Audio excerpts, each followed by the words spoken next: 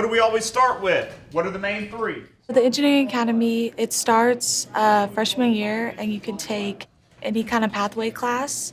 And first year, you take a PL2W class all 4 years. And it starts with IED, which is an intro class.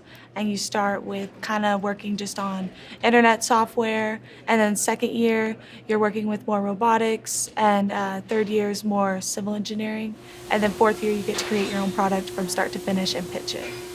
I really like how hands-on it is. You learn a lot of things. You take like toys apart, for instance, and you figure out how they work, and then you have to put them back together. And with the Engineering Academy, we've learned to use a lot of drafting tools like Onshape and Fusion 360, which are skills that can get you hired directly out of high school without needing to go to college. Some kids come into school and they don't know what they want to do for the future. And that was me. I didn't know what I wanted to do. And I went with engineer because I was always hands-on.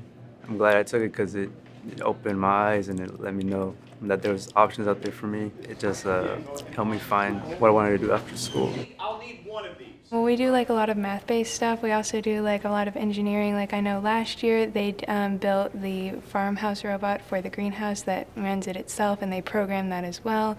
A lot of our students go to Prosser for like architecture, which is what I'm interested in, and also like aviation and just different things that involve like the engineering academy and robotics as well. It's completely free. Instead of like going and getting a degree and finding out that's not what you're interested in, like we can switch academies if it's just not what we're interested in.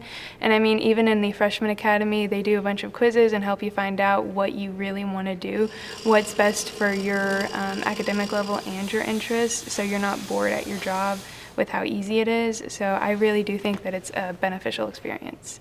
I think it can help prepare you for future pathways. It helps let you explore different career paths before you can go into college. It can let you explore to see if you actually want to do that profession without wasting time or money outside into different universities.